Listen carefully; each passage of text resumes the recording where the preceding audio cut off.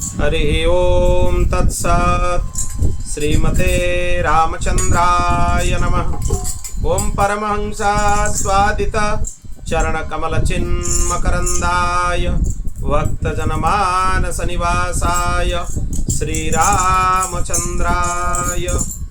ओम वागीशायस्य वदने लक्ष्मीर्यस्य च वक्षसि यस्यास्ति हृदये संवित् तं नृसिंहमहं भजे। विश्वसर्ग विसर्गादि नवलक्षणलक्षितं श्रीकृष्णख्यं परं धामं जगद्धाम नमामि तत्। प्रह्लाद नारद पराशर पुण्डरीक व्यासंबरी ससुक सौनक भीष्मदलभ्यं रुक्मङ्गदार्जुन वसिष्ठ विभीषणादीन् पुण्यानिमन् परम भागवतान् नमामि।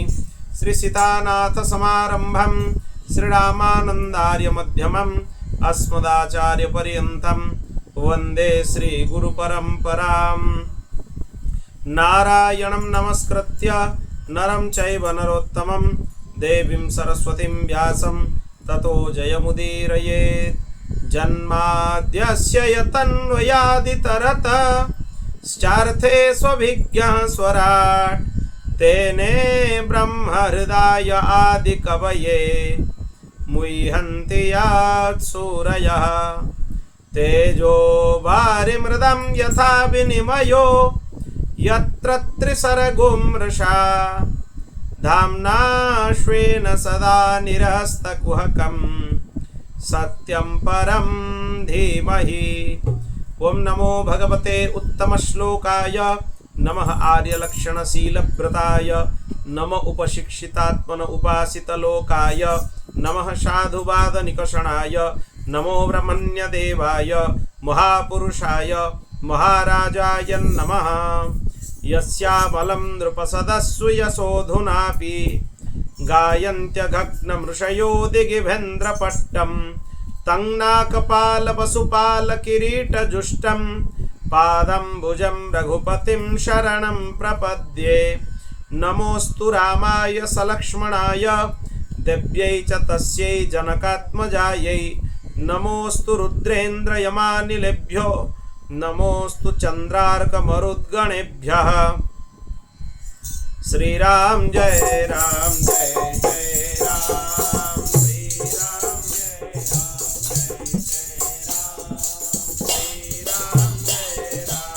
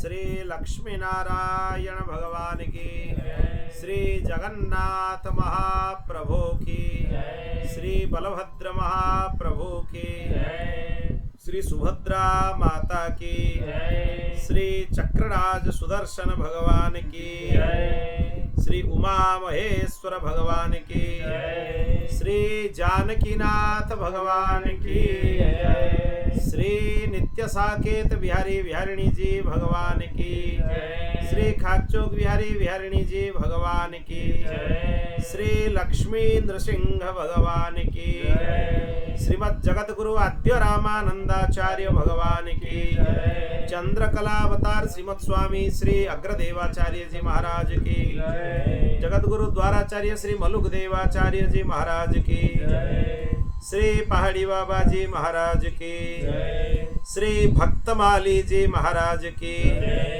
श्री सद्गुरुदेव भगवान की, श्री पवन सुत हनुमान की, श्रीमद् भागवत महापुराण की, श्री पुरुषोत्तम मास महामहोत्सव की। जय जय श्री सीताराम, जय जय श्री राधे श्याम, हर हर महादेव, निताय गौर हरि बोल। अनंत कोटि ब्रह्मांड नायक भगवान श्री हरि की महती कृपा करुणा से आज हम षष्ठ दिवस के श्रीमद् भागवत कथा के सत्र में प्रवेश कर रहे हैं। पूर्व सत्रों में हम लोगों ने श्री नवयोगेश्वर संवाद के बारे में चर्चा की है बहुत विस्तार से। वो तो विस्तार है ही नहीं, क्योंकि उसका विस्तार तो बहुत ज़्यादा विस्तार हो सकता है, महीनों तक उसके ऊपर प्रवचन हो सकता है। पर यथाशक्ति यथामति श्लोक के क्रम से हम लोग नवयोगेश्वर संवाद के बारे में चर्चा की, जो कि भागवत धर्म का सबसे महत्वपूर्ण दृष्टांत है। अलग अलग करके एक एक योगेश्वरों से हम भागवत धर्म के बारे में, कैसे भागवत धर्म का पालन जीवन में होना चाहिए, उसके बारे में भिन्न भिन्न प्रकार से चर्चा की। आगे अभी सुखदेव जी महाराज बोल रहे हैं, परीक्षित, जब देवर्षि नारद वसुदेव जी को नवयोगेश्वर संवाद का उपदेश करते हुए चले गए, फिर सनक सनंदन सनातन सनत कुमार जी, ब्रह्मा जी, देवता, प्रजापति, भगवान सर्वेश्वर महादेव जी, मरुदगण, देवराज इंद्र, अष्टवसु, द्वादश आदित्य, अश्विनी कुमार, ऋभु, अंगिरा के वंशज ऋषि, 11 रुद्र, विश्वदेव, साध्यगण, ये विश्वदेवों की संख्या 10 है। विश्वदेव, साध्यगण, गंधर्व, अप्सरा, नाग, सिद्ध, चरण, गुहक, ऋषि, पितर, विद्याधर, किन्नर, सब लोग द्वारिका में आकर पहुंच गए। क्यों पहुंचे? भगवान श्री कृष्ण का दर्शन करने के लिए और उनको कुछ निवेदन करने के लिए। तब भगवान श्री कृष्ण के पास वो लोग आ गए। फिर वो आकर प्रार्थना किए। द्वारिकापुरी की जो अलौकिक सौंदर्य है, सुंदरता है, उसको देखकर वो लोग मोहित हो गए। और भगवान के स्वरूप इतना सुंदर है, उसको तो बस नेत्रों के मार्ग से बार बार दर्शन करते ही रहे, तृप्ति नहीं होती। अगर किसी को भगवत दर्शन के बाद तृप्ति का अनुभव हो जाए तो उसने असल में दर्शन ही नहीं किया है। भगवत दर्शन ऐसा है, अगर दर्शन हो जाए तो उसमें तृष्णा ज्यादा हो जाती है, कम नहीं होता है। अगर कम हो रहा है तो दर्शन ठीक से नहीं हो रहा है। अगर दर्शन के बाद तृष्णा और ज्यादा हो रहा है तभी समझ में आना चाहिए कि तृष्णा हो रहा है। ये मार्ग में ऐसे ही है सब कुछ। आप कैसे जानोगे? आप नाम जप कर रहे हो।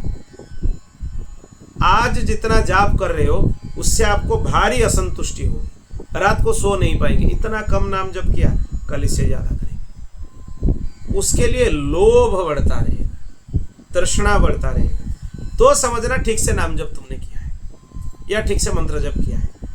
अगर उसमें तृष्णा नहीं है, कितना भी कर लो, लोभ नहीं है मन में कि नाम जप कर लें, भगवान के दिव्य लीलाओं का श्रवण करें, कथा श्रवण करें विधिवत, तब समझ लो ठीक से ना तुमने कथा सुना है, ना तुमने नाम जप किया है, ना तुमने उपासना किया है, क्योंकि इस मार्ग में तृप्ति नहीं होती, ज्यादा हो जाना चाहिए।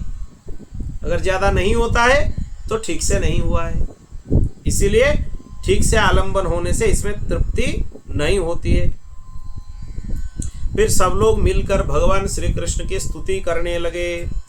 नतः स्मते नाथ पदारविंदम बुद्धिन्द्रिय प्राण मनोवचोभिः यच्चिन्त्यतेऽन्तर्हृदि भावयुक्तैर्मुमुक्षुभिः कर्ममयोरुपासात् त्वं मायया त्रिगुणयात्मनि दुर्विभाव्यं व्यक्तं सृजस्य वसिलुम्पसि तद्गुणस्थः नैतिर्भावजनित कर्मभिरज्यते वै यस्वे सुखे व्यवहिते भिरतो न वद्यः शुद्धेर्नृणां न तु तथेड्य दुराशयानां विद्याश्रुताध्ययन दान तपः क्रियाभिः सत्त्वात्मनां वृषभते यशसि प्रवृद्ध यच्छ्रद्धया श्रवण संभृतया यथा स्यात् स्यान्नस्तवङ्घ्रि रसुभासय धूमकेतुः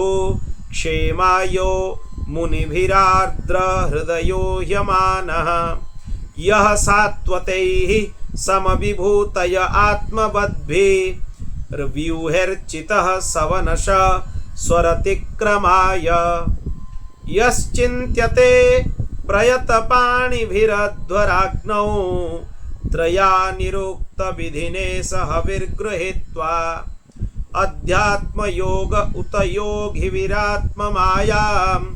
जिज्ञासुभिः परमभागवतैः परिष्टः परियुष्टया तव विभो वनमालयेयं संस्पर्धनी भगवती प्रतिपत्निवत्सिः यः सुप्रणीत ममुर्याणमादनन्नो भूयात् सदाङ्घ्रिरशुभावयधूमकेतुः केतुस्त्रिविक्रमयुत श्रीपतात्पताको यस्ते भया भयकरो सुरदेवचम्बोः स्वर्गाय साधुसुखले स्वितराय भूमन् पादः पुनातु भगवन् भजतामघं नः। इसी प्रकार से वो लोग स्तुति करते रहे भगवान को। वो लोग क्या बोल रहे हैं, उनका भाव क्या है? हे स्वामी, कर्म के जो विकट फंदों से छूटने की इच्छा मुमुक्षु जन में है, वो आपके चरण कमल के चिंतन से ही उनको प्राप्त होता है। मतलब किसी को अगर संसार से छूटने का इच्छा है उसके मन में, तो आपके चरण कमलों के आश्रय से ही उसको वो प्राप्त होता है। इसीलिए आपके उसी चरण कमल को हम लोग अपने बुद्धि, इंद्रिय, प्राण, मन और वाणी से साक्षात नमस्कार करते हैं। ओहो आश्चर्य है। इसमें जो बताया गया सब नाम बताया गया, बुद्धि से, इंद्रिय से, प्राण से, मन से, सब प्रकार से नमस्कार करते हैं। ये साष्टांग प्रणाम का तात्पर्य है। मतलब भगवान को हम साष्टांग प्रणाम करते हैं। साष्टांग प्रणाम की विधि क्या है? दोर्भ्यं पादाभ्यं जानुभ्यः मुरसा शिरसा दृशा मनसा वचसा चेति प्रणामो अष्टांगम ईरितः। ये अष्टांग प्रणाम है, दंडवत प्रणाम है। क्या है? हाथों से, 2 हाथ होना चाहिए, चरणों से, घुटनों से, वक्षस्थल से, ये भी भूमि को स्पर्श होना चाहिए, सिर से, मस्तक से, नेत्रों से, नेत्र का भी स्पर्श होना चाहिए, मन से, वाणी से, इन 8 अंगों से किया गया प्रणाम को साष्टांग प्रणाम बोला जाता है। किसी का साष्टांग प्रणाम आजकल होता ही नहीं है। 6 प्रणाम करते हैं, क्योंकि मन और वाणी से नहीं करते हैं, तो 8 कैसे हुआ? वो 6 ही हुआ। मन से भी करना चाहिए, नहीं तो प्रणाम का पूरा लाभ नहीं मिलेगा। किसी को तुम प्रणाम कर रहे हो, बस व्यवहार बस प्रणाम कर रहे हो, कोई फायदा नहीं है उससे। उसमें मन का भी प्रयोग होना चाहिए। हम मन से आपको प्रणाम करते हैं, बुद्धि से आपको प्रणाम करते हैं, चित्त से आपको प्रणाम करते हैं, और वाणी से भी प्रणाम बोलो, दंडवत प्रणाम। तब जाके उसको साष्टांग प्रणाम माना जाता है। अब देखो, आप माईक रज आदि गुणों में स्थित होकर इस अचिंत्य नाम रूपात्मक प्रपंच त्रिगुणात्मिकी माया के द्वारा आप में ही रचना करते हैं। मतलब आपको अगर रचना करने का मन होता है संसार का, आप सत्व रज और तम तीनों का आश्रय लेते हुए सब कुछ रचना कर डालते हैं, फिर उसका पालन भी करते हैं और संहार भी करते हैं। ये सब करते हुए भी आप कर्मों में लिप्त नहीं हैं, क्योंकि आप परमात्मा हैं। आप राग द्वेषादि दोषों से सर्वथा मुक्त हैं और परमानंद में मग्न रहते हैं। स्तुति करने योग्य तो केवल आप ही हैं। जिस मनुष्य की बुद्धि राग द्वेषादि वृत्तियों से कलुषित हुआ है, वो कितना भी उपासना कर ले, वेदाध्ययन कर ले, दान तपस्या कर ले, यज्ञ कर ले, उसका शुद्धि नहीं हो सकता है। मतलब अगर आपका भाव शुद्ध नहीं है तो आप कितना भी उपासना कर लो, उससे कुछ नहीं होने वाला। ये महाभारत में भी बताया गया है, आदि पर्व में। इसीलिए उपासना भले ही थोड़े ही बने, पर उसमें अपने अंतःकरण की शुद्धता होना जरूरी है और राग द्वेष आदि से तुम मुक्त होना जरूरी है। अगर प्रपंच करते हुए भजन करोगे तो उसमें कुछ नहीं मिलने वाला है, हाथ में कुछ नहीं लगने वाला है। बोल भक्तवत्सल भगवान की। इसीलिए और क्या है उसमें देखो, आपके कथाओं के, इससे तो शुद्धि नहीं हो सकती है, पर आपके कथा के श्रवण से, आपके लीला कथाओं के चिंतन से बुद्धि शुद्ध हो जाती है, चित्त शुद्ध हो जाती है। इसीलिए बोला गया है नित्य सत्संग करो।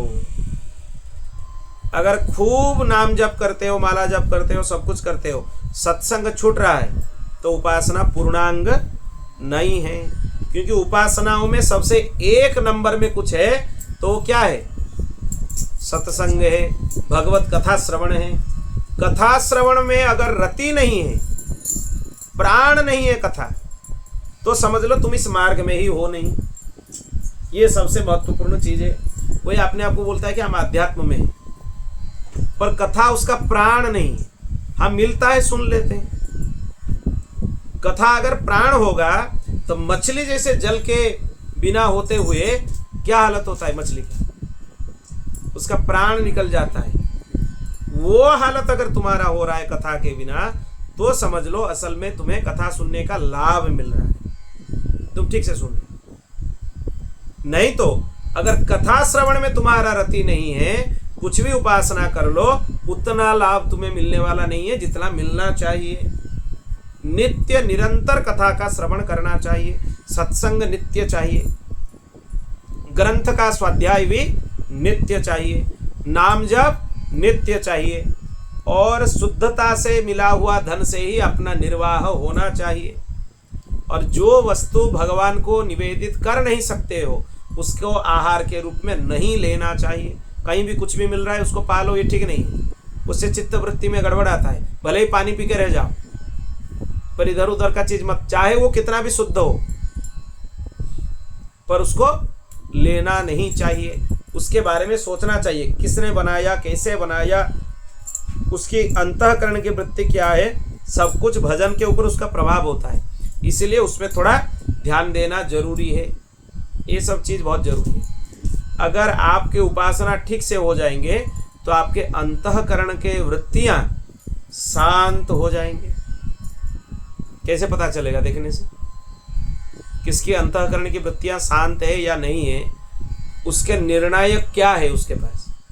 उसके दो नेत्र हैं।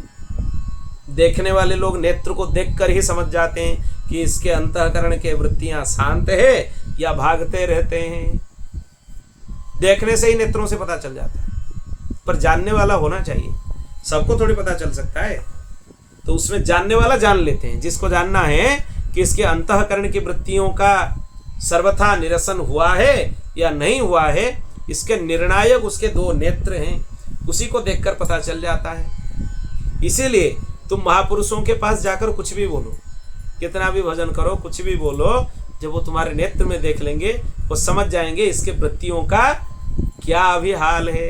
उनको कुछ बताने का जरूरत नहीं होता है। महापुरुषों को बस जाकर प्रणाम कर दो, वो तुम्हारे नेत्र में देखकर समझ जाएंगे इसका अभी स्थिति क्या है, भजन में स्थिति क्या है, चिंतन में स्थिति क्या है, कितने अंदर ये चला गया है और कितने बाहर में है, ये सब पता चल जाता है। इसीलिए भजन में स्थिरता लाने के लिए निरंतर कथा का श्रवण करो। भगवत कथा का श्रवण में जो चीज प्राप्त हो सकता है वो दूसरे किसी साधन से नहीं प्राप्त, किसी साधन से नहीं हो सकता। केवल कथा श्रवण से, नित्य श्रवण करो। सनकादिकों से तुम ज्यादा सिद्ध हो।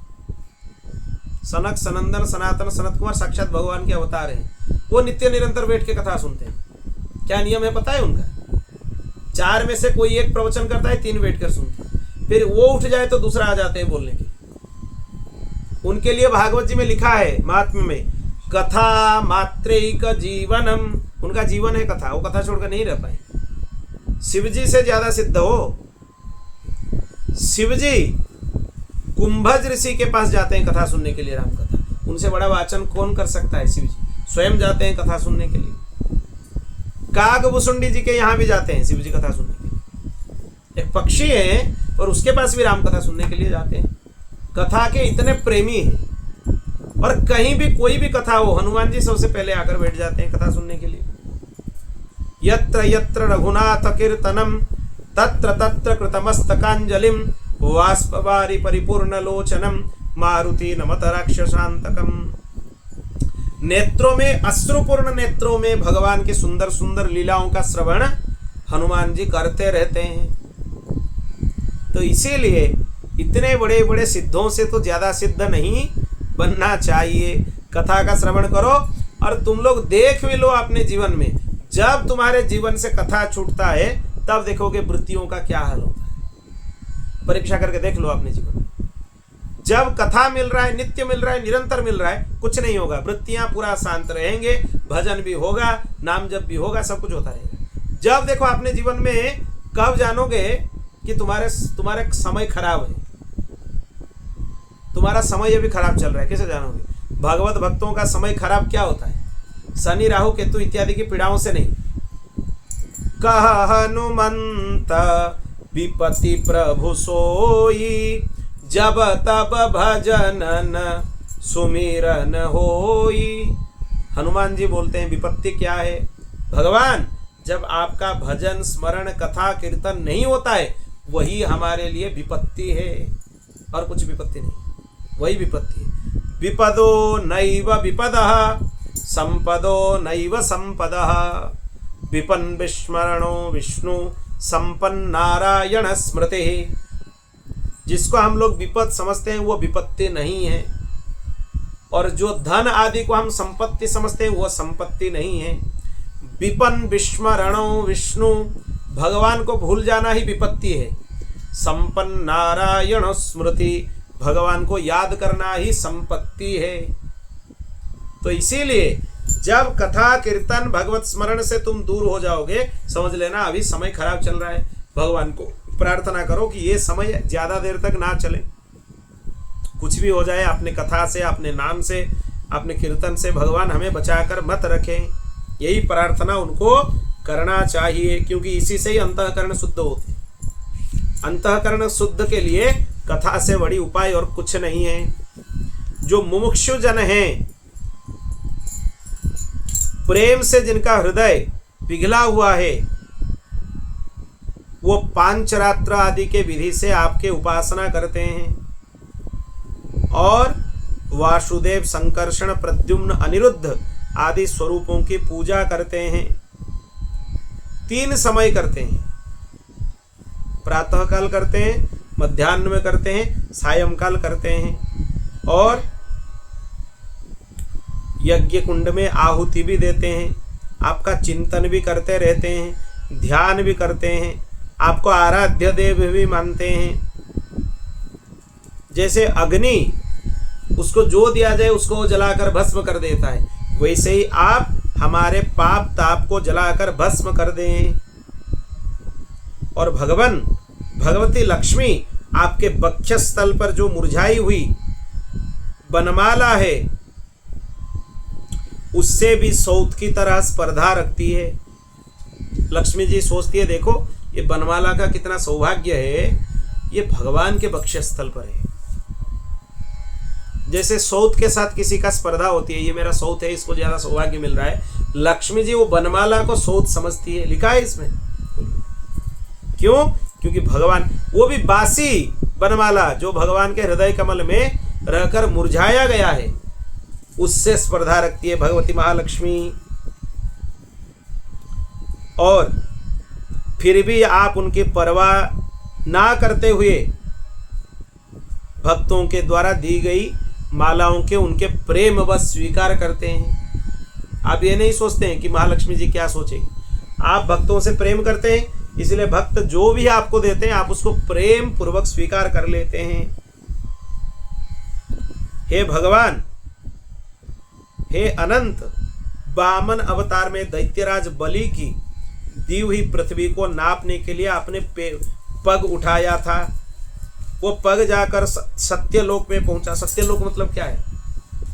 ब्रह्मलोक को ही सत्यलोक बोला जाता है। भगवान जब अपने पैर ऊपर किए वो ब्रह्मलोक तक चला गया उनका पैर। और तब क्या हुआ? ब्रह्मा जी आपके चरण कमल को वहां पर प्रक्षालन कर लिए, धो लिए। वो सोचे कि देखो कितना सौभाग्य है, आज भगवान का चरण ब्रह्मलोक तक आ गया। ब्रह्मा जी अपने कमंडलू से उस चरण कमल को प्रक्षालन कर लिए। उससे 3 धाराएं निकली, वही गंगा जी की धाराएं हैं। एक है अलकनंदा, दूसरा है मंदाकिनी, तीसरा है भागीरथी। गंगा जी की 3 धाराएं हैं हिमालय पर, अभी भी 3 धाराएं हैं। गंगे त्रिपथगामिनी, आज भी देखो गंगा दशहरा है, गंगा जी की तिथि है, गंगा जी का स्मरण हो गया कथा में, गंगा जी की उत्पत्ति का स्मरण हो गया। आज ही के दिन उनका उत्पत्ति हुआ है और कथा में स्वाभाविक देखो उनके उत्पत्ति का स्मरण हो गया। ये भगवत कृपा ही है। विष्णुपादाब्ज संभूता गंगे त्रिपथगामिनी ब्रह्मद्रवेति विख्यातो पापम में हर जाह्नवी।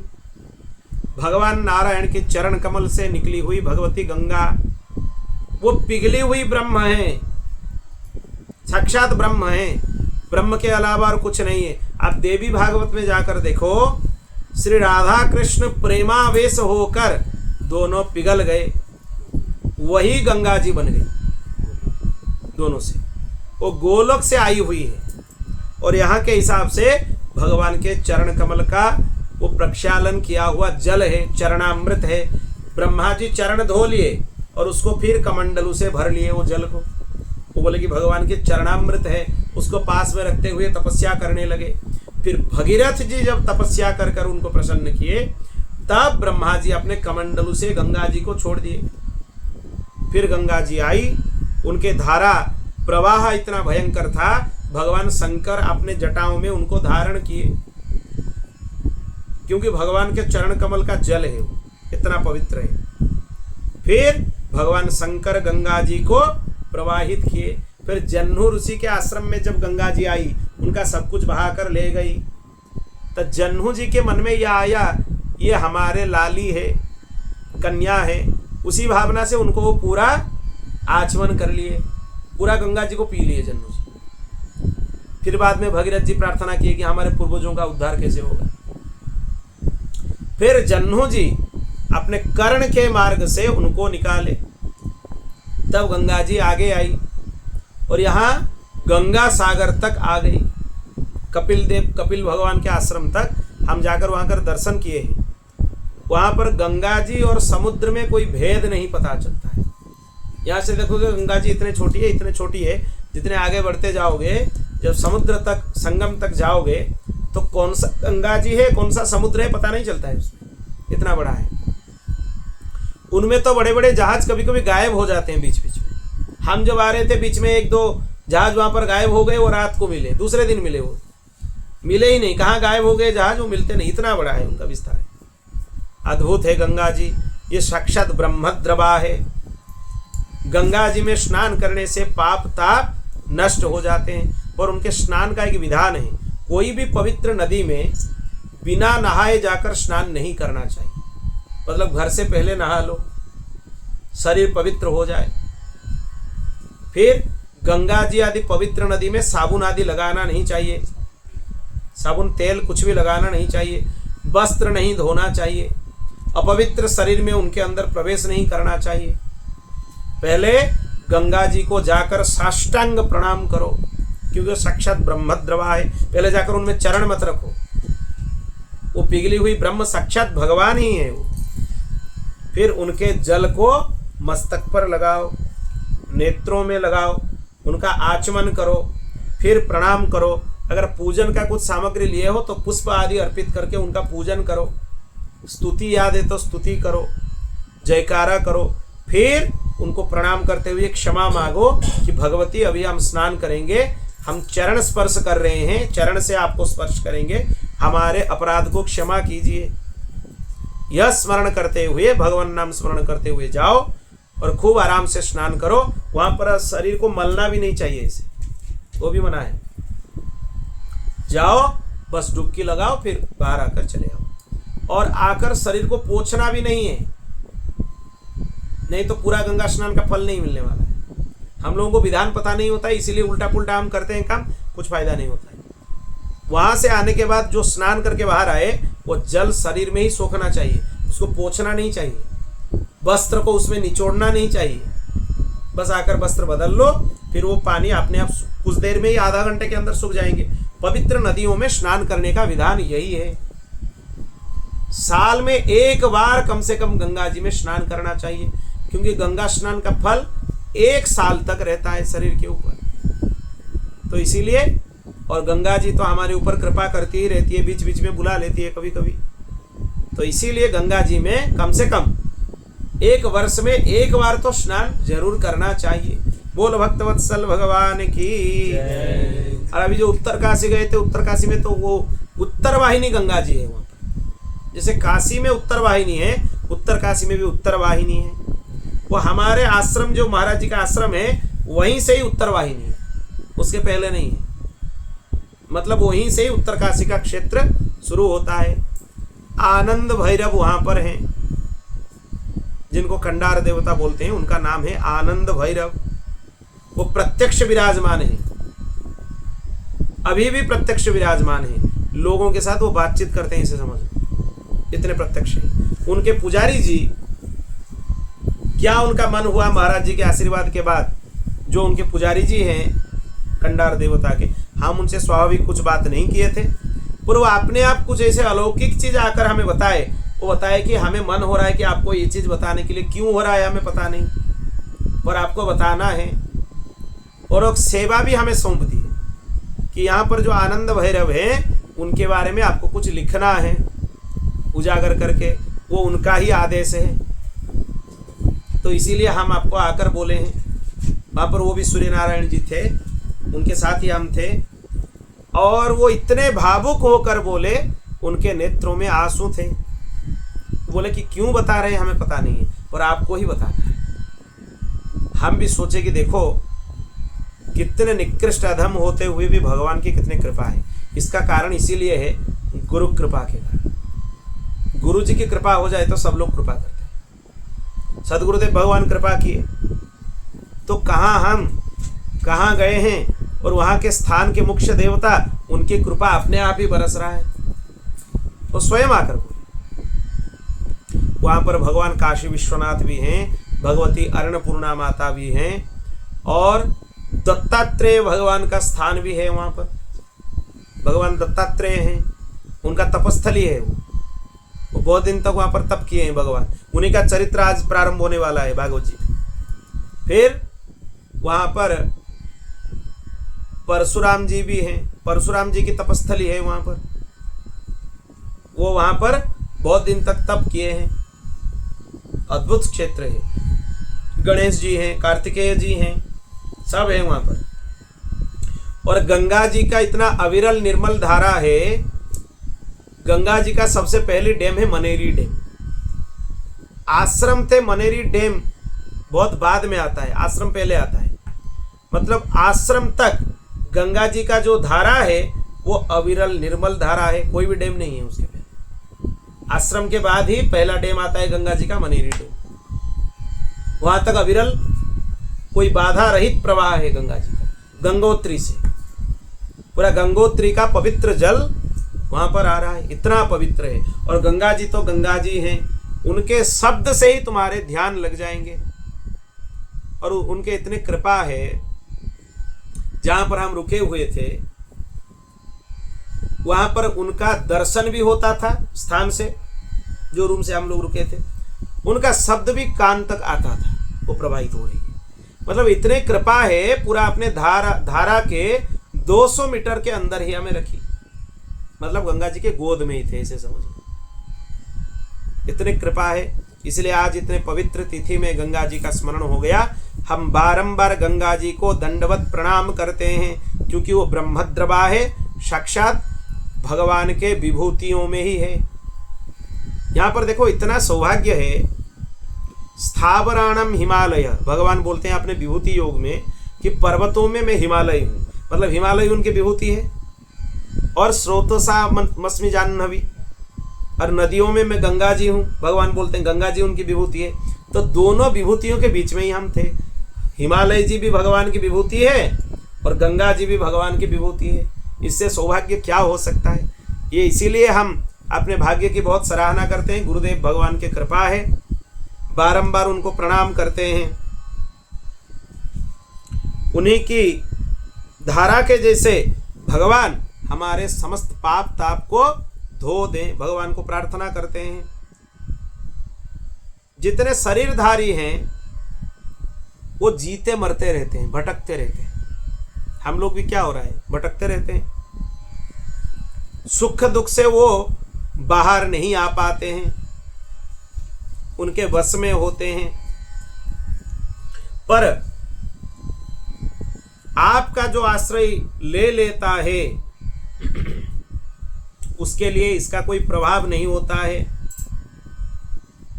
आप सबके लिए काल स्वरूप हैं, उनके जीवन का आदि मध्य अंत आपके ही अधीन है।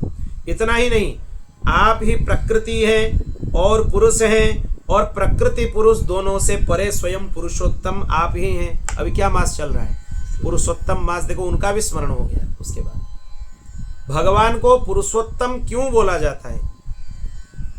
प्रकृति भगवान से है, विराट पुरुष भगवान से है, पर भगवान ये दोनों से परे हैं, उनसे भी ऊर्ध्व में है। इसीलिए आपको पुरुषोत्तम बोला जाता है। बोल भक्तवत्सल भगवान की। ये पुरुषोत्तम नाम की व्युत्पत्ति है भागवत जी में, कितना अच्छा है देखो। कालश्चते प्रकृति पुरुषयो परस्य समनस्तनोतु चरण पुरुषोत्तमस्य। भागवत जी हैं, इसमें जो खोल लोगे, जिसमें जो लेना है इससे आनंद ले सकते हो। ये कल्प वृक्ष हैं भागवत जी। हे प्रभो, आप इस जगत की उत्पत्ति स्थिति प्रलय के कारण हैं। आप प्रकृति पुरुष और महत्त्व के नियंत्रक हैं। शीत ग्रीष्म और वर्षा काल 3 नाभियों वाले संवत्सर के रूप में आप ही हैं। सर्वत्र आपका ही विस्तार है। आप स्वयं पुरुषोत्तम हैं। हम बारंबार आपको प्रणाम करते हैं। आपने समस्त चराचर ब्रह्मांड की रचना किए। 16,000 से अधिक रानियों से आपका विवाह हुआ। उनसे आप इतने सुंदर सुशोभित होते रहते हैं। इतने रानी होते हुए भी आपका मन कभी उससे डिगा नहीं, मतलब इधर उधर हुआ नहीं।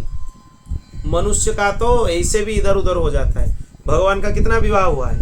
16,108, एक आध नहीं। उससे भी भगवान का मन इधर उधर नहीं होता है। हे भगवान, आपको हम प्रणाम करते हैं।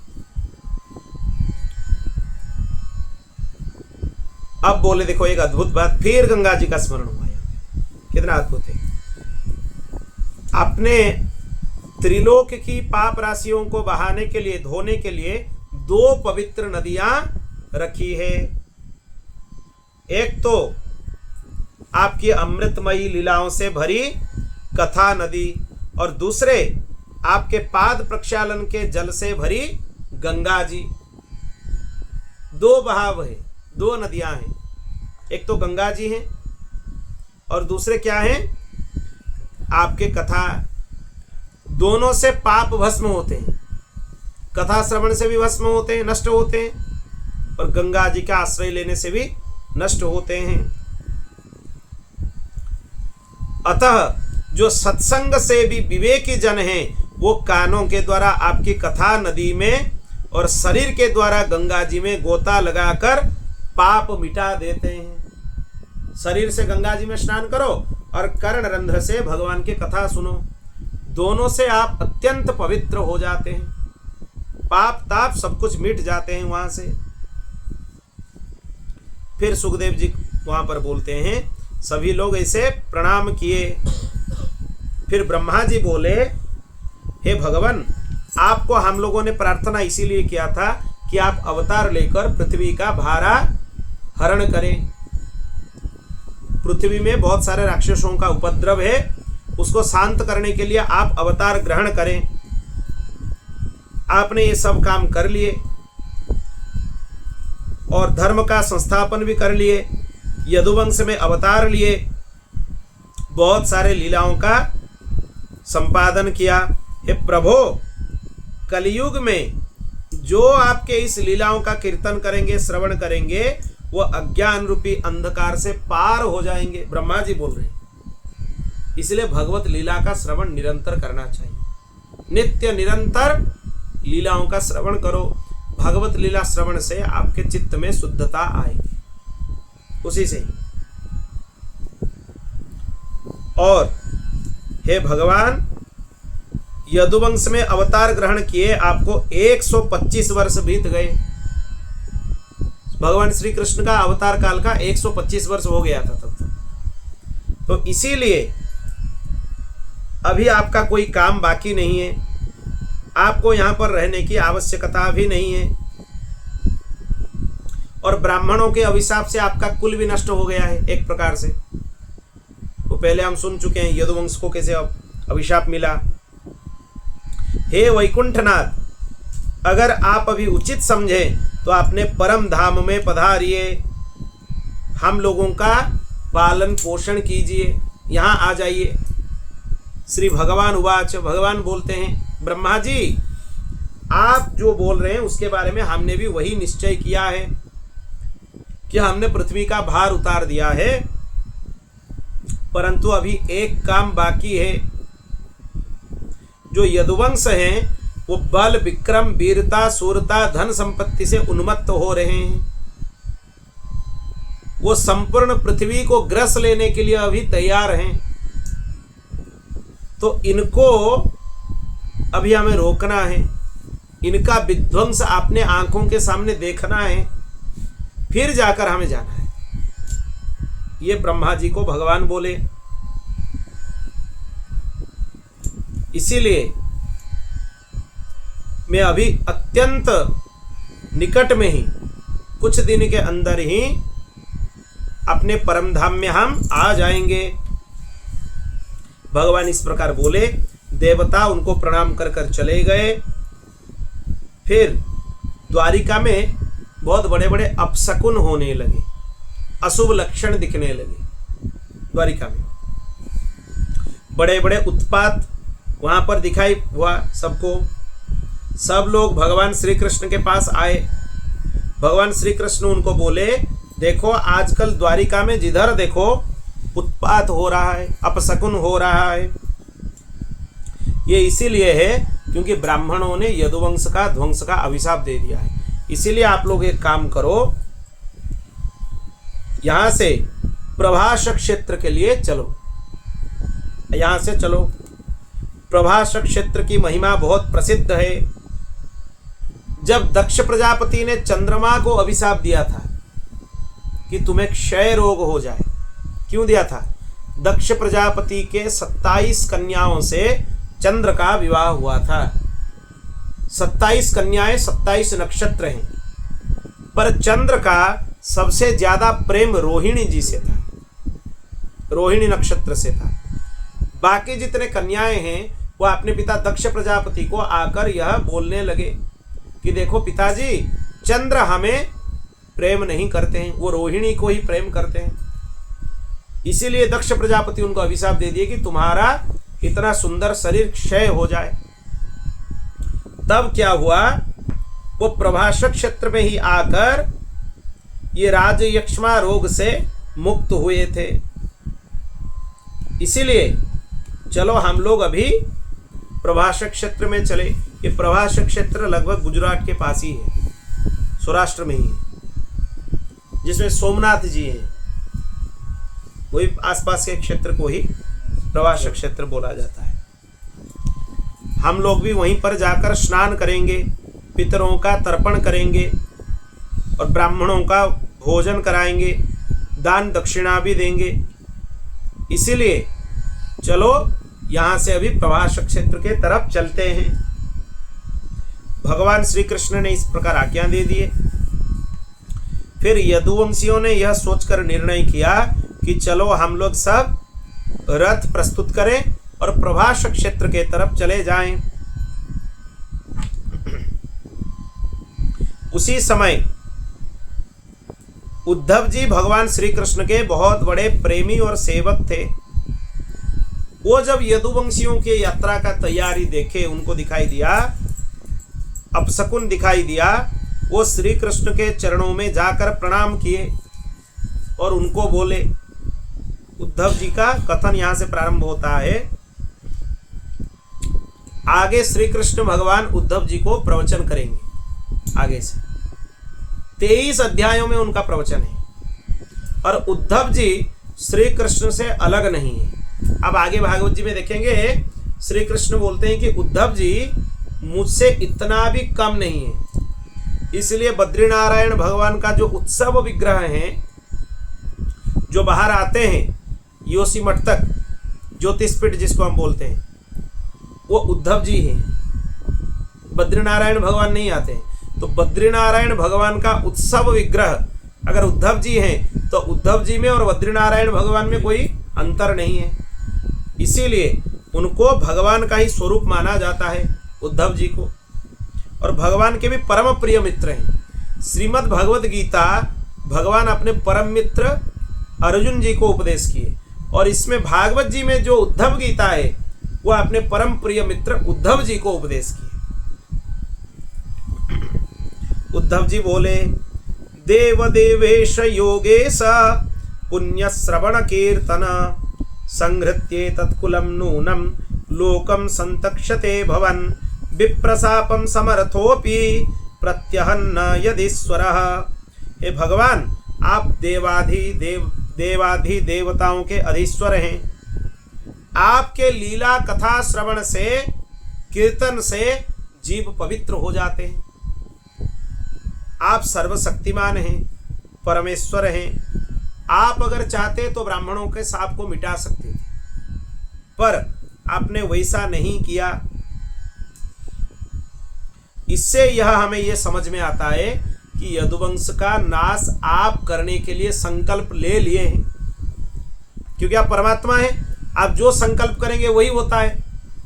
अगर आपके मन में यह भावना होती कि आप यदुवंश की रक्षा करें तो ब्राह्मणों की शाप आप टाल सकते थे, क्योंकि आप परमात्मा हैं, पर आपने शाप को स्वीकार कर लिया। इसका मतलब यह है कि आप अभी अपने लीला संवरण करने वाले हैं। यदुवंश भी ध्वंस होने वाला है और आप भी लीला संवरण करने वाले हैं।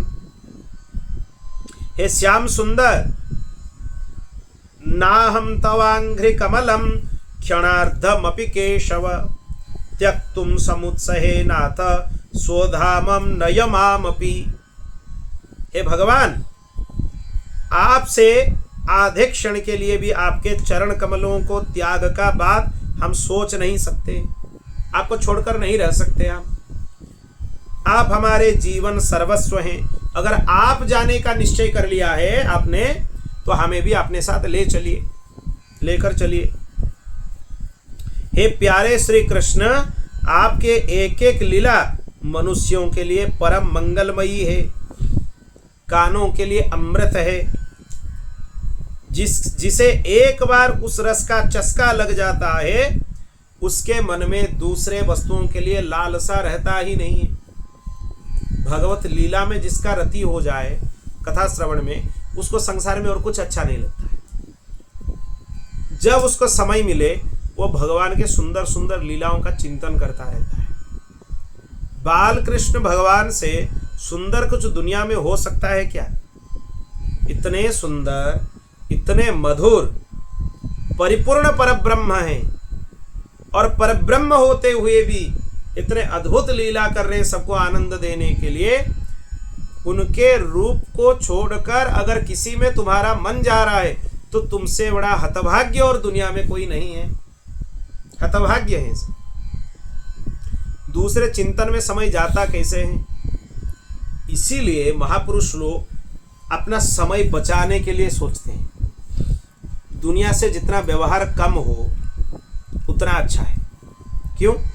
मन अंतर्मुखी हो जाएगी, और अंतर्मुख होने से मन जितने एकांत मिले अपने आप को, उसमें भगवत चिंतन होगा, खूब भगवान के लीलाओं का स्मरण होगा, उसी में आनंद में डूबे रहेंगे। वो रस का अनुभव जिसको नहीं हुआ है उसको संसार में सब कुछ अच्छा लगता है, वो बहिर्मुख है उसका चिंतन। तो इसीलिए अगर अंतर्मुख होना है तो भगवत लीलाओं का स्मरण करना चाहिए। हे प्रभु, उसके मन में दूसरे वस्तुओं के लालसा नहीं रह पाते हैं। हम तो उठते बैठते सोते जागते घूमते फिरते आपके साथ ही रहते हैं। आपके साथ हमने स्नान किया है, आपके साथ खेल खेले हैं, भोजन किया है, कहाँ तक गिना हुए। हमारी एक एक चेष्टा आपके साथ होती रही।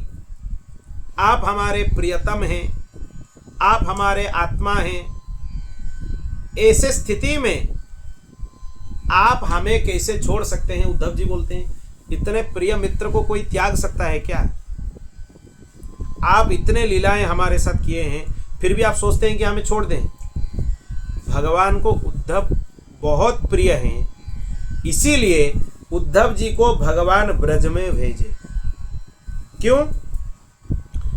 भगवान को जो प्रिय है, भगवान उसको गोपियों का भाव अनुभव कराते हैं।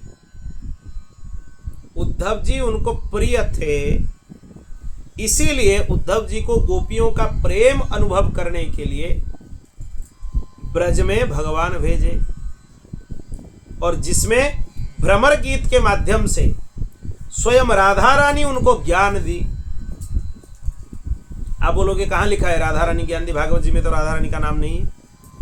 कहीं भी गोपियों के बात देख लो, भागवत में गोप्य उचु बहुवचन होता है, उसमें गोपी उवाच किसी में नहीं है।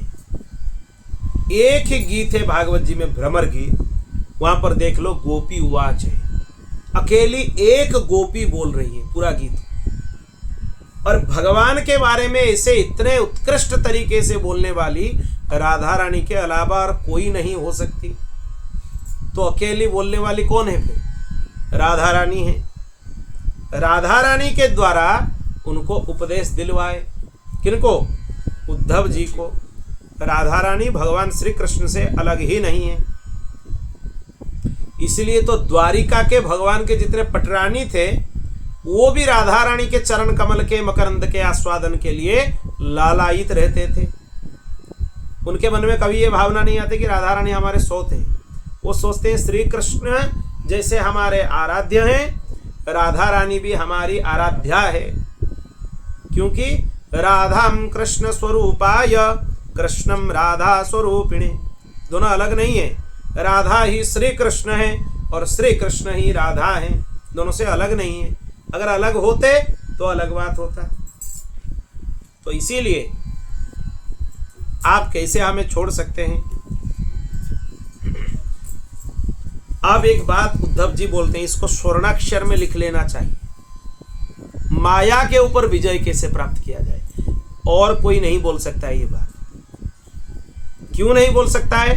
क्योंकि माया कोई साधारण नहीं है, कोई ऐसे इधर उधर से आकर बोल दे कि हम माया के ऊपर विजय प्राप्त कर लेंगे। उद्धव जी ऐसे हैं, उद्धव जी के कोटि के भक्त बोल सकते हैं कि हम माया के ऊपर विजय प्राप्त कर लेंगे। पर वो एक अच्छा काम किए, भागवत जी में युक्ति बता दी है माया के ऊपर विजय कैसे प्राप्त करना है। किसी को भी इतना उत्कृष्ट युक्ति है, इससे ऊपर कोई हो नहीं सकता। क्या है देखो, त्वयोपभुक्ता स्रगंध वासोलंकार चर्चितः उच्छिष्ट भोजिनो दासा स्तव मायाम जये मही।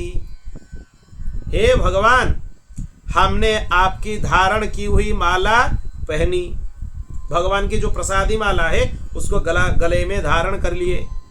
ये जो तुलसी की माला है हम लोग धारण किए कंठी, ये भगवान की प्रसादी माला ही तो है। हमारे मन में भावना नहीं आता है, इसीलिए हमें फल नहीं मिलता है। वो तो गले में निरंतर पड़ा हुआ है तुलसी जी के रूप में, और तुलसी जी तो साक्षात श्री जी ही है। श्री जी से अलग है क्या तुलसी जी? जिसके कंठ में तुलसी माला है उसको अनुभव करना है कि श्री जी हमारे साथ 24 घंटे 8 प्रहर हमारे साथ हैं। तो भगवान की पहनी हुई माला हमने पहनी, आपके लगाए हुए चंदन हमने लगाए, वो तो नित्य हम लगाते हैं। ठाकुर जी को चंदन पहनाते हैं, खूब सुंदर उनको जो मलयागिरी के चंदन है उससे श्रृंगार करते हैं, और उसी का प्रसादी भगवान के प्रसादी चंदन को ही मस्तक में तिलक के रूप में धारण करते हैं। इसी के लिए गुरुदेव भगवान के प्रसादी चंदन धारण करने का परंपरा प्रारंभ किए, और उसी से सब लोग लगाने लगे। फिर ये तो पहले ये पासा भी उनके चरण कमल की रज है, ये पासा भी भक्तों के चरण कमल की रज है जो मेलकोट से मिलता है। और जो गोपी चंदन है वो तो सभी गोपियों का चरण कमल का रज है। और आपके उतारे हुए वस्त्र हम पहनते हैं। जितने भी नया वस्त्र कोई भी धारण करते हो भगवान को पहले अर्पित करते हो, तो उनके प्रसादी वस्त्र ही हम धारण करते हैं। और आपके धारण किए हुए गहनों में से अपने आप को सजाते रहते हैं। हम आपकी झूठन खाने वाले सेवक हैं, इसीलिए भगवान को निवेदित बिना किए कोई प्रसाद ग्रहण नहीं करना चाहिए। हम जो भी खाते हैं भगवान के झूठन खाते हैं। हमारा शरीर कैसे टिका हुआ है? भगवान के झूठन से, भगवान के उच्चिष्ट से हमारा जीवन टिका हुआ है। हम कुछ नहीं खाते हैं, इसे सोचना चाहिए, और खाना भी नहीं चाहिए, पाना भी नहीं चाहिए। क्या पाओगे? जिसको भगवान ने ग्रहण कर लिया है उसी को पाओ। जिसके ऊपर तुलसी दल डाला जा सकता है, और डाला हुआ है, डाला जा सकता है नहीं, डाला हुआ है, भगवान के पास अर्पित हुआ है, उसी को प्रसाद के रूप में ग्रहण करो, दूसरा कुछ मत ग्रहण करो। इसीलिए हमने आपके माया के ऊपर विजय प्राप्त कर लिया। कैसे प्राप्त कर लिया? इसी वस्तुओं से, आपके प्रसादी माला से, आपके प्रसादी चंदन से, आपके प्रसादी वस्त्र से, आपके प्रसादी आभूषणों से, आपके प्रसाद जो भोग आपको धराया जाता है, आपके उच्चिष्ट है, उससे हमने माया के ऊपर विजय प्राप्त कर लिए। अतः प्रभो, हमें आपकी माया का डर नहीं है। आप समझ लो, माया का डर किसको होना चाहिए? जिसके पास ये सब बल नहीं है उसको माया सताती है। अगर ये सब होते हुए भी तुम्हें माया सताती है, तुम ठीक से नहीं कर रहे हो, तुम्हारा गलती है उसमें। या तो तुम्हारे अंदर उतना भावना नहीं है कि हमारे पास इतना सौभाग्य है कि भगवान का उच्चिष्ट पा रहे हैं, भगवान की प्रसादी माला है, भगवान के प्रसादी चंदन है, उतना भावना तुम्हारे अंदर नहीं है। या तो तुम्हारा दुर्भाग्य है कि इतना उत्कृष्ट चीज मिलते हुए भी उसका लाभ तुम नहीं ले पा रहे हो, ये तुम्हारा दुर्भाग्य है। इसीलिए अब भगवत स्वरूप का कितना महात्म्य है देखो। ये चिन्ह जिसके मस्तक के ऊपर रहे, भगवान के चरण चिन्ह हैं, और कंठ में तुलसी रहे, मुख में भगवान का नाम रहे, भगवत चिंतन रहे, भगवत प्रसाद का सेवन करें, उसके लिए माया कभी बाधक है ही नहीं। माया किसके लिए बाधक है? संसारी लोगों के लिए, जिसके पास यह बल नहीं है। ये एक बहुत अद्भुत चीज है। हम जानते हैं माया को पार करना बहुत कठिन है। बड़े बड़े ऋषि मुनि दिगंबर रहकर आजीवन नैष्ठिक ब्रह्मचर्य का पालन करते हुए भी, परिश्रम करते हुए भी, संन्यास ग्रहण करते हुए भी माया के ऊपर पार नहीं पा पाते। पर आपके भक्तों का चरित्र धन्य है। इतना धन्य है, वो इतने सरलता से आपके चरण कमल के आस्वादन से माया को जीत लेते हैं, माया के ऊपर पार पा जाते हैं और आपके धाम को ही प्राप्त होते हैं। हे महायोगेश्वर, हम लोग तक कर्म मार्ग में भ्रम भटक रहे हैं, परंतु इतना निश्चित है कि आपके भक्तजनों के साथ आपके गुण और लीलाओं का चर्चा करते हुए हम आपके स्मरण कीर्तन करते रहेंगे। आपके चाल ढाल, मुस्कान, चितवन, हास परिहास, ये सब स्मृतियों में तल्लीन हो जाएंगे और इसी से ही हम दुस्तर माया को पार पा लेंगे माया को। इसीलिए हमें मत छोड़िए, आप साथ में ले जाइए। भगवान को प्रार्थना करते हैं। जब इस प्रकार उद्धव जी ने भगवान को प्रार्थना किए, तब भगवान अपने प्रिय सखा उद्धव जी को उत्तर दिए। क्या उत्तर दिए देखो अभी। यथा तमाम महाभाग तच्चिकीर्षितमेव मे ब्रह्मा भव लोकपालः स्वर्वासम्मेभिकांक्षिणः। हे महाभाग्यवान उद्धव, तुमने मुझसे जो कुछ कहा मैं वही करना चाहता हूं। ब्रह्मा, शंकर, इंद्रादि लोकपाल अभी आए थे मुझे प्रार्थना करने के लिए। किस लिए? कि प्रभु आप अपने धाम में चलिए, आपके लीला पूर्ण हो गए। अभी हम उनको वचन दे चुके हैं कि अभी हम अपने धाम में आने वाले हैं। पृथ्वी पर देवताओं का जितना काम करना था उसको मैं पूरा कर चुका हूं, क्योंकि ब्रह्मा जी के प्रार्थना से ही बलराम जी के साथ हमने अवतार लिया था। अब यह यदुवंश ब्राह्मणों के शाप से भस्म हो चुका है, इसे समझ लो। पारस्परिक फूट और युद्ध से ये आगे नष्ट हो जाएंगे।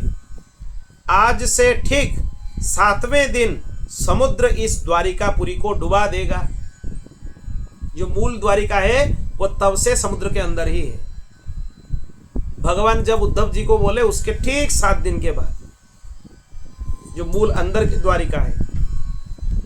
पीपा जी को जिसका दर्शन हुआ था, जब जगतगुरु भगवान रामानंदाचार्य जी अपने प्रिय शिष्य पीपा जी को लेकर द्वारिका पहुंचे, पीपा जी को बोले कि जाओ द्वारिकाधीश का दर्शन करके आओ। पीपा जी समुद्र के अंदर चले गए और 7 दिन समुद्र के अंदर रह गए। उनको समुद्र के अंदर दिव्य द्वारिकापुरी का दर्शन हुआ, दिव्य द्वारिका का, जिसमें भगवान श्री कृष्ण उनको स्वागत किए रुक्मिणी जी के साथ। और वहीं से पीपा जी को शंख चक्र आयुध मिला था। उससे पहले रामानंद संप्रदाय में केवल धनुर्वाण ही था, शंख चक्र आयुध का विधान नहीं था। और पीपा जी को जैसे ही भगवान श्री कृष्ण ने धन्य कर दिए, क्योंकि भगवान श्री कृष्ण का भी यह संप्रदाय है, ये केवल राम जी का नहीं है। राम जी का तो है ही, इसमें कोई संदेह नहीं है। भगवान श्री कृष्ण ने अपना स्टाम्प लगाकर वहां पर यह कर दिया कि देखो इसमें राम जी और हम दोनों अलग नहीं हैं। जो राम जी हैं वही श्री कृष्ण हैं, जो श्री कृष्ण हैं वही राम जी हैं। इसीलिए भगवान अपने शंख चक्र चिन्ह इस संप्रदाय को देकर धन्य कर दिया। भगवान सोचे अकेले राम जी के क्यों रहोगे, तुम दोनों के रहो, कुछ इनके भी रहो कुछ उनके भी रहो। बोलो भक्तवत्सल भगवान की। तब लीलाओं में आनंद आएगा। अकेले होने से आनंद नहीं आता है। दोनों को एक साथ भी ला सकते हो, एक साथ दोनों की लीला भी हो सकते हैं बाल रूप में। यहाँ तक जो मधुर उपासना के महात्मा हैं उनका भाव यह रहता है, वो बोलते भी हैं कभी कभी। एक बार यशोदा जी बाल कृष्ण भगवान को लेकर आई और कौशल्या जी बाल राम जी को लेकर आए। कहाँ से? वो नित्य साकेत से आए, ये गोलोक से आए, और दोनों लाला देखने के लिए एक जैसे ही हैं। इतना भी अंतर नहीं है दोनों, ये जैसे दिख रहे हैं वो भी ऐसे ही दिख रहे हैं। दोनों को एक जगह छोड़ दिए, दोनों खूब खेले, राम जी भी खेले, बालकृष्ण भगवान भी खेले। पर आते वक्त उनका ध्यान वहां से थोड़ा हट गया, तो दोनों लाला अदला बदले हो गए। राम जी को यशोदा जी लेकर आ गई और बाल कृष्ण भगवान को कौशल्याम्बा लेकर आ गई। दोनों में दोनों देखने के लिए तो एक जैसे ही हैं, पर काम दोनों का एक नहीं है। एक तो उद्दंड शिरोमणि है और एक इतने शांत हैं किसी को कुछ बोलते नहीं है। अब यशोदा माता को थोड़ा संदेह होने लगा, वहां से आने के बाद हमारे लाला शांत कैसे हो गया? ये तो उद्दंड शिरोमणि है, ऊधम मचाने में बाल कृष्ण के जैसा कोई हो ही नहीं सकता। ये इतना चंचल है हमारे लाला, इतना शांत कैसे हो गया? और वहां पर कौशल्या जी सोचने लगी हमारे लाला को क्या हो गया? घूमने के लिए लेकर गए थे, आने के बाद देखो ये इतना चंचल हो गया, क्या हो गया? वो बहुत दुष्टता करने लगे। बोले राम जी तो इतना शांत हैं, सब इधर उधर फेंकने लगे, इधर का उधर, उधर का इधर, सब उलट पलट करने लगे। और वहां पर राम जी जाकर धीरे से बैठ गए। यशोदा जी सोचने लगे कि क्या हो गया मेरे लाला को। मतलब दोनों का भाव दोनों को प्रिय है। बाल कृष्ण भगवान की उदंडता यशोदा जी को प्रिय है। राम जी शांत होकर बैठ रहे हैं, उनको अच्छा नहीं लग रहा है। यह नहीं होना चाहिए कि कोई लाला उद्दंड है तो उसके माता को यह भावना आता है कि नहीं नहीं नहीं मेरा लाला उद्दंड है, हमें शांत वाले जितने बच्चे हैं वो पसंद नहीं। उसके उद्दंड बच्चे ही उसको पसंद हैं, क्योंकि उसके अपने। और इसके शांत जो राम जी थे, नयनाभिराम, इतने गंभीर दृष्टि से निहारते रहते थे, वो चले गए गोलोक में। फिर बाद में पता चला ही तो लाला अदला बदली हो गए इधर उधर। फिर दोनों को लाकर उनके अदला बदली कर दिए। गोलोक में बालकृष्ण भगवान आ गए और राम जी साकेत में आ गए। ये ऐसे लीला होते रहते हैं। वृंदावन में देखो कितने सरल होते हैं भक्त। दो महापुरुष यमुना जी के तट में बात कर रहे थे, उनको वहां पे हरे हरे घास दिखे यमुना जी के पास, तो दोनों में झगड़ा शुरू हो गए। क्यों? जो श्री कृष्ण भक्त थे वो बोले कि हमारे कन्हैया के गैया यहाँ पर घास चरेगी, और राम जी वाले बोले क्यों? हमारे राम जी के घोड़ा यहाँ पर घास चरेंगे। दोनों में झगड़ा शुरू हो गया। ऐसे झगड़ा शुरू हो गया कि दोनों चिमटा उठाकर मारने के लिए उद्यत हो गए। दोनों को एक साथ राम जी और श्री कृष्ण वहां पर प्रकट हो गए। बोले देखो हम दोनों में तो झगड़ा नहीं है, तुम्हारे पास क्यों झगड़ा? ये आनंद है, विनोद है, ये झगड़ा थोड़ी है, ये विनोद है भक्तों में। तो राम जी बोले देखो यमुना जी के उस पार हमारे घोड़ा चर लेंगे, और श्री कृष्ण बोले यमुना के इस पार हमारे गैया चर लेंगे। हमारे अंदर झगड़ा नहीं है, तुम लोग झगड़ा क्यों करते हो? बोल भक्तवत्सल भगवान की। ये झगड़ा नहीं है, देखो दोनों ठाकुर जी का दर्शन हो गए वहां। तो इसीलिए ये आनंद होता है। आप भगवान उद्धव जी को बोले प्यारे उद्धव, जिस क्षण मैं मर्त्यलोक का परित्याग कर दूंगा उसी क्षण सारे मंगल नष्ट हो जाएंगे, कलयुग का प्रभाव ज्यादा हो जाएंगे,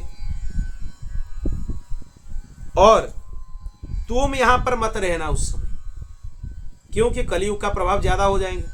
तो इसीलिए तुम यहां पर मत रहना। स्नेह छोड़कर पृथ्वी में स्वच्छंदता से विचरण करते रहना। इस जगत में जो कुछ मन से सोचा जाता है, वाणी से कहा जाता है, नेत्रों से देखा जाता है, श्रवण आदि इंद्रियों से अनुभव किया जाता है, वह सब नाशवान है, सबका नाश होने वाला है, कुछ नहीं रहेगा। और सपने की तरह ये सब नष्ट हो जाएंगे। यह मिथ्या है, इसको समझ लो। इसीलिए जिस पुरुष का मन अशांत है, असंयत है, उसको पागल की तरह अनेकों वस्तुएं मालूम पड़ते हैं। वास्तव में यह उसका चित्त का भ्रम है।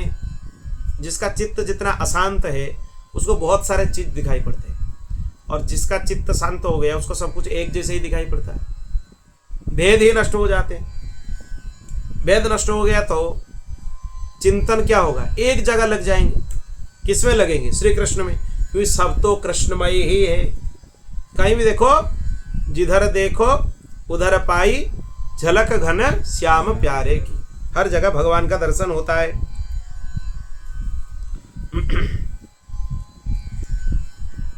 नानात्व का भ्रम होता है, इसीलिए यह गुण है, यह दोष है, यह कल्पना होती है। जिसके बुद्धि में गुण दोष बैठ गया है उसके लिए कर्म अकर्म विकर्म उसका भेद रहता है। कर्म क्या है? विहित कर्म। विहित कर्म का लोप को हम बोलते हैं अकर्म और निषिद्ध कर्म को बोलते हैं विकर्म। 3 तरह का होता है। इसलिए उद्धव, तुम पहले अपने इंद्रियों को अपने बस में कर लो, उनकी बागडोर अपने हाथ में ले लो। केवल इंद्रियों की नहीं, इंद्रियों को तो अपने नियंत्रण में लाओ,